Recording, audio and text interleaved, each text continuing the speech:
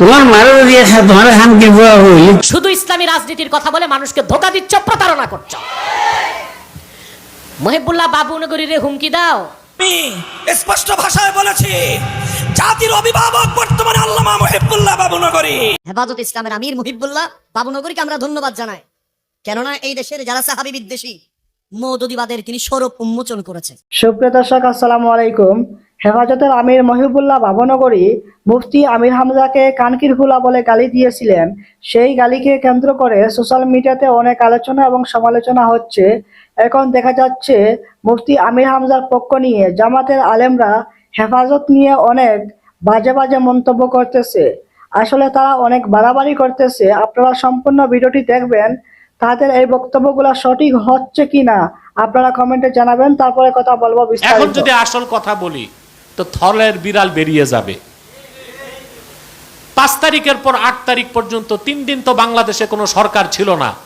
তখন তোমরা ভোটাভুটি ছাড়া বাংলাদেশ ইসলামী বিপ্লবের ডাক দিয়া খেলাফত রাষ্ট্র প্রতিষ্ঠিত কেন করো নাই? তার কারণ একটাই, জানি পশ্চিমাদের কাছে নাকে খত দিছো। খেলাফার রাজনীতিকে বিশ্বাস তোমরা করো না, ইসলামের রাষ্ট্র ব্যবস্থাকে বিশ্বাস করো না। শুধু ইসলামী রাজনীতির কথা বলে মানুষকে ধোকা দিচ্ছ, প্রতারণা করছ। মহিবুল্লাহ বাবুনগরীর হুমকি দাও, তাকে বলে রয়ের এজেন্ট। মহিবুল্লাহ বাবুনগরী হচ্ছে জুনায়েদ বাবুনগরীর মামা। বাংলাদেশের ইতিহাসে জুনায়েদ বাবুনগরীর নাম লেখা থাকবে। বিগত ফেসিবাদী সরকার 100 কোটি টাকা দিয়েও তারে কিনতে পারে নাই। মহিবুল্লাহ বাবুনগরীকেও 100 কোটি টাকা দিয়া কিনা যাবে না। কথা একটু চোকা চোকা বলে লাগে, তাই বলে রয়ের এজেন্ট বানাই দিবা? তোমরা যারা পূজা মণ্ডপে যে লাড্ডু খাও, তোমরা হচ্ছে রয়ের সবচেয়ে বড় এজেন্ট। হিন্দুদের রক্ষার আন্দোলনে নামছো। ভারতে মুসলিমদের হত্যা করা হয়, তোমরা চুপ থাকো। মসজিদ শহীদ করা হয়, তোমরা চুপ থাকো। আর বাংলাদেশে হিন্দুদের রক্ষা করার ইজারা তোমরা নিয়ে নিছো। মন্দির পাহারায়, পূজা মণ্ডপ পাহারায় এখন মৌলবী সাহেবরা ইমামতি বাদ দিয়ে এই কাজ ধরছে। পীর সাহেব খানকা রেখে মন্দির পাহারায় গেছে। রাষ্ট্রে পুলিশ নাই, সেনাবাহিনী নাই, আইন শৃঙ্খলা রক্ষাকারী বাহিনী নাই। তো এগুলো তারা রক্ষা করবে। তারা দায়িত্বশীল, প্রজাতন্ত্রের দায়িত্ব পাইছে তারা। তাহলে মোলামা পীর মাশাইখকে শিরকি কাজে কেমনে যায় প্রতিরক্ষা করতে? এটা তো মুসলমানের কাজ না। হ্যাঁ, প্রশাসন ওটা ভিন্ন জিনিস। প্রশাসন রাষ্ট্রের দায়িত্ব নিছে, রাষ্ট্রের প্রত্যেকটা পক্ষকে সে কি দিবে? এটা কি আলেমের কাজ, পীর সাহেবের কাজ, ধর্ম উপদেষ্টার কাজ? এবারটা মৌলবী সাহেব মানুষ, আগা গোড়া মৌলবী। এ দেখি গির্জায় যে নাচানাচিও দেখে, আর হিন্দুদের মণ্ডপে যায়া প্রসাদ খাইছে কিনা দেখি নাই উপস্থিত হয়। এই আমাদের কপালে জুটছে একজন ধর্ম উপদেষ্টা। আল্লাহ তারে হেদায়েত করুক। আগে তো বিভিন্ন হ্যাকমার সাথে তাকে বুঝাতাম, কিন্তু এখন দেখি এরে আর হোমিওপ্যাথি ধরে না। হোমিওপ্যাথি আর ধরতেছে না, এই জন্য একটু অ্যালোপ্যাথি দিলাম। এখন দেই মাঝে মধ্যে। আমারে কি করবে? জেলে ভরতে পারবে, ফাঁসি ঝুলাইতে পারবে। এর চেয়ে বেশি কি করবে আমাকে? 16 বছর অত্যাচারীরাই তো কিছু করতে পারে না, ওরা আর কি করবে? সবচেয়ে বড়কে যে কাজটা করতে পারবে, মেরে ফেলতে পারবে। এর চেয়ে বেশি আর কিছু করতে পারবে না। কিন্তু যা সত্য, ন্যায়, ঈমান ও ইসলামের স্বার্থে বলার তা আমরা বলেই যাব। হাত্তা আমুতা, আমি মৃত্যুর স্বাদ গ্রহণ করার আগ পর্যন্ত। আমি স্পষ্ট ভাষায় বলেছি, জাতির অভিভাবক বর্তমানে আল্লামা মহিবুল্লাহ বাবুনগরী। বাংলাদেশের সর্বশীর্ষ আলেমে দ্বীন আল্লামা মহিবুল্লাহ বাবুনগরী। ইসলামের দৃষ্টিকোণ থেকে যেটাকে তিনি ভুল মনে করবেন সেটাকে তিনি অকপটে ভুল বলবেন, যেটাকে তিনি বাতিল মনে করবেন তিনি বাতিল বলবেন, আর বাতিলদেরকে তাদের বাতিল মতবাদ ত্যাগ করার জন্য তিনি আহ্বান জানাবেন। এতে কারো যদি বেজার লাগে, খারাপ লাগে, আমাদের কিছুই করার নাই। কথা ঠিক না বেঠিক? আল্লামা মহিবুল্লাহ বাবুনগরী হাফিজাহুল্লাহ তিনি বর্তমান জাতির অভিভাবকত্বের জায়গা থেকে খালিসান লিওয়াজহিল্লাহ, একমাত্র আল্লাহকে সন্তুষ্ট করার উদ্দেশ্যে। আল্লাহর রাসূল এবং সাহাবায়ে কেরামের মহব্বতের দ্বারা তার দিল ভরপুর, এই জন্য তিনি শানে সাহাবার পক্ষে কথা বলেন। সাহাবীদের বিরুদ্ধে কারো দ্বারা চুল পরিমাণ কোন কটূক্তি হলে আল্লামা মুহিবুল্লাহ বাবুনগরী সিংহের মতো গর্জন দিয়ে ওঠেন। ওনার আঞ্চলিক কথাবার্তার আঞ্চলিকতার এই সকল মার পেছে কেউ যদি ওনার এই বক্তব্যকে, ওনার ব্যক্তিত্বকে, ওনার নেতৃত্বকে প্রশ্নবিদ্ধ করতে চাও, আমার স্পষ্ট ঘোষণা, আমাদের সঙ্গে প্রথমে মোকাবেলা করতে হবে। 2 নম্বর কথা, আল্লামা মুহিবুল্লাহ বাবুনগরী কাউকে খুশি করার জন্য কারো বিরুদ্ধে কথা বলেন না। খুশি করতে চান একমাত্র কাকে? চিৎকার করে বলে একমাত্র কাকে?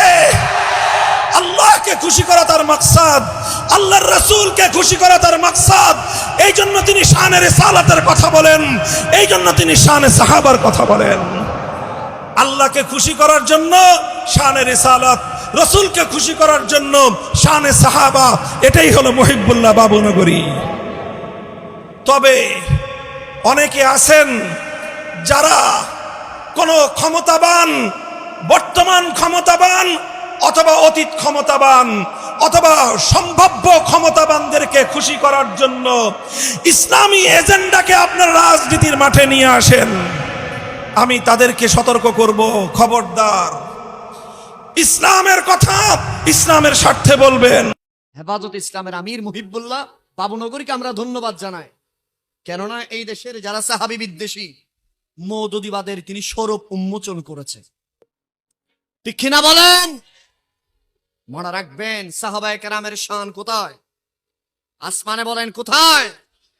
আমার নবী যাদের ব্যাপারে বলেছেন আসহাবিকান নুজুম, আল্লাহর কোরআন যাদের ব্যাপারে রাদিয়াল্লাহু আনহু ওয়া রাদওয়ান, সেই সাহাবায়ে কেরাম যাদের শান মান এত বেশি উপরে, যারা নবীকে দেখছেন। ঠিক কিনা বলেন? যারা নবীর সাথে যুদ্ধ গিয়েছেন, যারা নবীর পেছনে নামাজ পড়েছেন, যারা নবীর চেহারা দেখে দেখে জীবনকে শাহাদাত বরণ করিয়ে দিয়েছেন। ঠিক কিনা বলেন?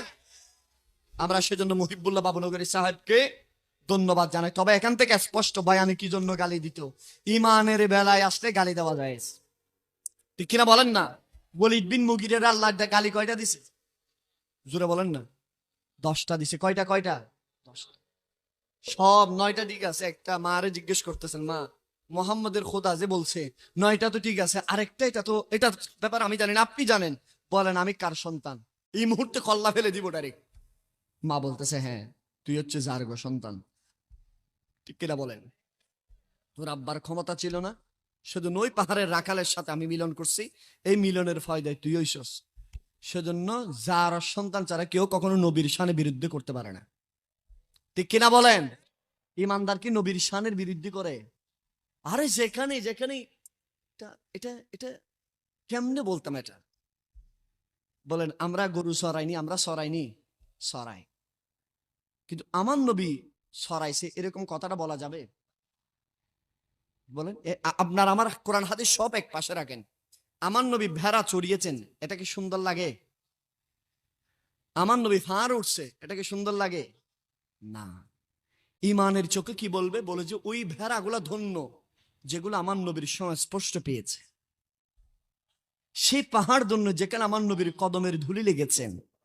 আরে মা হালিমা তো সাদি আমার নবীকে লালন পালন করছে না, বরঞ্চ আমার নবী সেখানে তশরিফ নিয়ে মা হালিমাকে ধন্য করছেন। এটা ইমানের চোখের কথা। আর এমনি জাহেলে মোরাক্কাব নায়েবে শয়তান হলে বলে দিব, অসুবিধা নেই। কিন্তু ইমানের একটা চোখ আছে আবুল আহাবের একটা চোখ, যেই চোখে বলেছিল মোহাম্মদ কেমনে, আরে মোহাম্মদ আমাদের মতো হাঁটে চলে সব কিছু করে। সিদ্দিক আকবর বলে যে না, নবী আমার মতো নয়, নবীর মতো কেউ নয়। আরো জোরে বলেন, আমাদের চোখ কোনটা? সিদ্দিক আকবরটা কোনটা বলেন? সিদ্দিক আকবরটা। সেজন্য আমরা ভাগ্যবান। কথা বলেন ঠিক কিনা? সেজন্য আশাক বলেন, আরে মদিনাওয়ালার দেশত,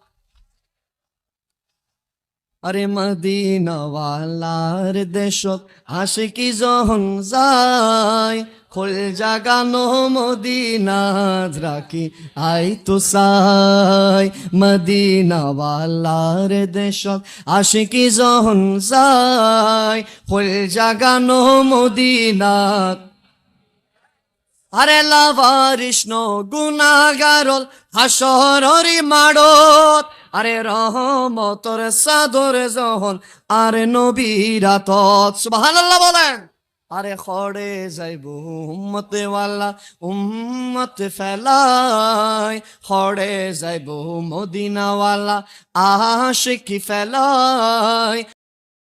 তো প্রিয় ভাইরা, আপনারা সম্পূর্ণ ভিডিওটি দেখেছেন। সম্পূর্ণ ভিডিওটি দেখার জন্য আপনাদেরকে ধন্যবাদ। এখন আপনাদের মতামত কমেন্ট বক্সে জানিয়ে দিবেন জামাতের আলেমরা এটা ঠিক করতেছে কিনা। তারা হেফাজত ইসলাম নিয়ে অনেক বাড়াবাড়ি করতেছে। মহিবুল্লাহ বাবুনগরী একজন বিজ্ঞ আলেম, তার সম্পর্কে এই যে খারাপ বক্তব্যগুলো দিতেছে এগুলো আসলে ঠিক নয়। তো আপনারা ভালো থাকবেন, সুস্থ থাকবেন। আল্লাহ হাফিজ, আসসালামু আলাইকুম।